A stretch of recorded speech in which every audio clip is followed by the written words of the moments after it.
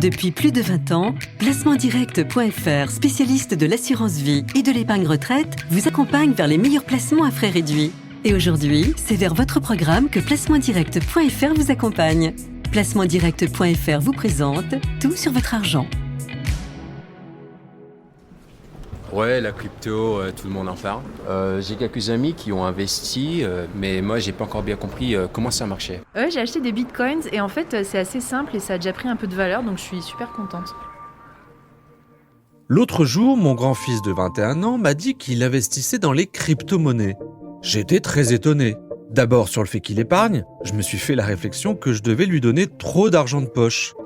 Et puis, lui qui ne cesse de me parler du réchauffement climatique, je n'ai pas trouvé sa démarche très écolo.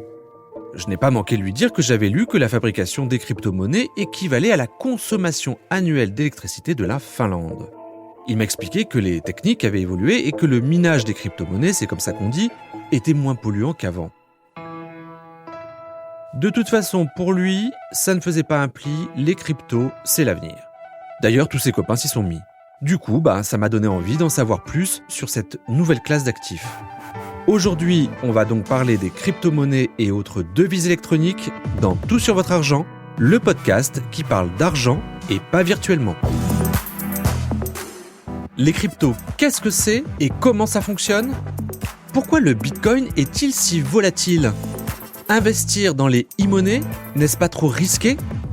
Je suis Jean-Philippe Dubosc et ces questions, je les ai soumises à Yves Chouet-Fati, président fondateur de la société de gestion Tobam et expert en crypto-monnaie.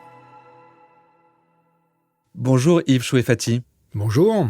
On entend beaucoup parler des crypto-monnaies et notamment du Bitcoin. Alors qu'est-ce que c'est et comment ces devises virtuelles fonctionnent-elles ? En 2008, on rentrait dans une grande crise financière et ça a inquiété un inconnu qui a pris le surnom de Satoshi Nakamoto. Et cet inconnu, en décembre 2008, a inventé une nouvelle monnaie qu'il a appelée le Bitcoin. Alors, elle est nouvelle pourquoi ? Pas parce qu'elle est digitale. Il faut savoir que toutes les monnaies aujourd'hui sont digitales. Elle est nouvelle parce qu'elle est par construction en nombre limité. La proposition de valeur du Bitcoin, c'est qu'il y en a 21 millions. Il n'y en aura jamais plus que 21 millions. Et ça, c'est une grande innovation par rapport aux monnaies qu'on connaît bien. Les monnaies qu'on connaît bien, on peut en émettre une quantité qui, en fait, est illimitée. D'accord. Alors pourquoi la valeur du Bitcoin n'arrête pas de monter et de descendre ? Le Bitcoin est ce qu'on appelle très volatile. C'est une monnaie qui est naissante. C'est une monnaie qui n'a que quelques années. Elle a été créée en 2008. Son destin est inconnu. Si ça se trouve, dans quelques années, le Bitcoin vaudra 0. Si ça se trouve, dans quelques années, le Bitcoin vaudra plusieurs millions d'euros le Bitcoin. Ces deux scénarios se départageront en fonction de l'adoption. Plus il y a des gens qui adopteront le Bitcoin, plus son prix va s'élever. Vu qu'il n'y en a que 21 millions, si tout le monde en veut, on peut imaginer que son prix va être très élevé. Et si un jour, ça n'intéresse plus personne, son prix vaudra 0. Tant qu'il y a une grande incertitude entre ces deux scénarios un peu extrêmes, la variabilité du prix sera très importante, la volatilité et le risque du Bitcoin seront très importants. Les jeunes ont tendance à investir dans le Bitcoin. Est-ce qu'ils ont raison ? Quand vous investissez dans le long terme, c'est très difficile de se résoudre à acheter des monnaies traditionnelles. Pourquoi ? Parce que les organes d'émission en émettent de plus en plus et il en résulte systématiquement un phénomène d'inflation. Donc détenir de la monnaie traditionnelle sur le long terme, c'est quelque chose qui a assez peu de sens. Donc ça veut dire qu'ils sont plutôt visionnaires, qu'ils ont plutôt raison. Ça, l'avenir le dira, mais je suis plutôt de leur côté.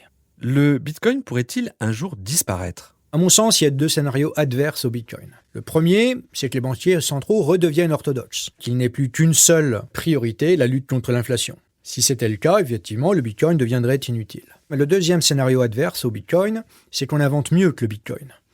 Mais pour qu'il disparaisse vraiment, je ne peux imaginer qu'une seule mesure, c'est l'arrêt d'Internet.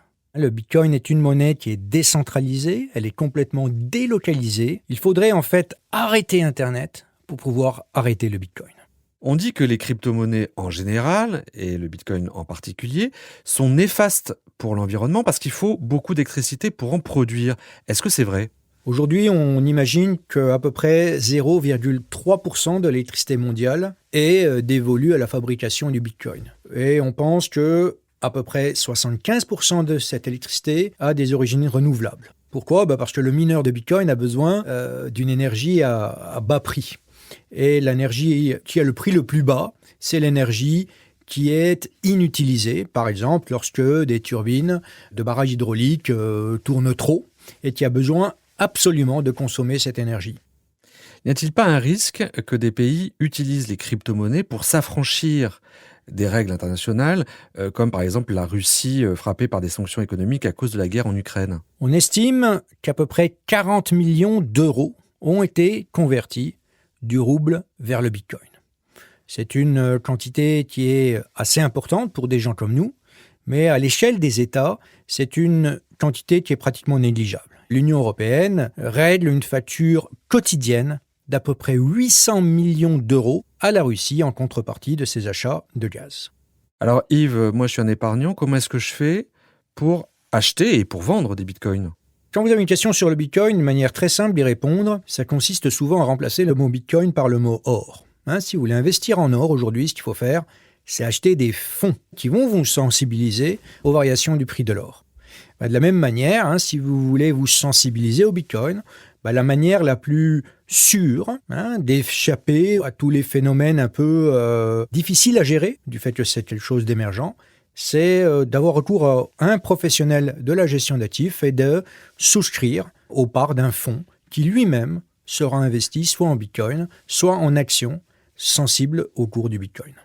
D'accord, donc soit en fait le fonds contient en fait du Bitcoin, mais aussi il contient des titres d'entreprise de l'univers du Bitcoin ? Tout à fait. Vous pouvez acheter un fonds qui va investir lui-même en actions exposées au Bitcoin. Il y en a en gros 4 types. Il y a des entreprises de minage, il y en a qui sont cotées, il y en a qui sont très grosses. Il y a des intermédiaires financiers, il y a des entreprises qui ont acheté à leur bilan des crypto-devises. L'exemple le plus typique, c'est MicroStrategy. Et il y a des entreprises techno qui fournissent elles-mêmes les mineurs et qui donc sont sensibles aux variations du prix du Bitcoin. Et alors pourquoi est-ce que c'est moins risqué de prendre des parts dans ces fonds plutôt que d'acheter en direct des Bitcoins ? C'est pas forcément moins risqué, ça demande moins d'expertise. Et alors ces fonds auxquels j'ai souscrit grâce à mon conseiller bancaire, grâce à une plateforme, grâce à un courtier, je peux le mettre dans un compte titre, je peux le mettre dans une unité de compte d'une assurance vie ? Alors à ce stade, vous pouvez le mettre dans des comptes titres. Il y en a un qui est éligible en unité de compte chez des assureurs vie. Ce fonds-là a été lancé récemment, donc il n'y a pas encore d'assureurs vie qui l'ont vraiment agréé, mais c'est une affaire de quelques semaines. Dans quelques semaines, ça devrait être le cas. Quelles sont les règles à suivre lorsqu'on a décidé d'investir dans du Bitcoin, alors en direct ou indirectement via les fonds ? La première chose à comprendre sur le Bitcoin, c'est que c'est un actif extrêmement risqué. Les variations de son cours sont d'une violence à nul autre pareil. On peut perdre 40% de sa mise à peu près un week-end tous les 3 mois. Donc la première chose à faire, c'est savoir combien on est prêt à perdre. Je pense qu'un investissement raisonnable en Bitcoin, c'est un investissement de manière assez parcimonieuse. Dans votre portefeuille, il faut en mettre peut-être 2-3%. Mais à contrario, ne pas acheter du tout de Bitcoin, c'est se priver d'une source de diversification qui est un peu obligatoire si on ne veut pas être un spéculateur. Ne pas acheter du tout de Bitcoin, c'est quelque part spéculer à la baisse sur le Bitcoin. Si vous n'avez pas une opinion forte sur le Bitcoin, il faut en détenir un tout petit peu à titre de diversification. Alors Yves, pour conclure, est-ce que le Bitcoin est fait pour tous les épargnants ? Il est fait à tous les épargnants qui peuvent en supporter le risque. Si vous êtes un investisseur de court terme, n'achetez pas, ne prenez pas de Bitcoin, sa volatilité n'est pas compatible avec votre horizon d'investissement. Si à contrario, vous êtes un investisseur de long terme et que vous pouvez vous permettre de perdre 1, 2 ou 3% de votre portefeuille, alors peut-être que vous pouvez considérer effectivement placer 1, 2 ou 3% de votre portefeuille en Bitcoin. Merci Yves pour tous ces enseignements. Merci beaucoup Jean-Philippe. Alors, les cryptos, go ou pas go ? Dans le monde réel, Tout sur votre argent est coproduit par Europe 1 et Tout sur mes finances. Cet épisode et ceux des saisons précédentes sont disponibles sur europe1.fr, sur toutsurmesfinances.com et sur vos plateformes numériques préférées. Merci de nous mettre 5 étoiles et de relayer le podcast sur les réseaux. À bientôt pour un nouveau numéro de Tout sur votre argent, le podcast qu'il vous faut pour ne pas être pris pour un gogo.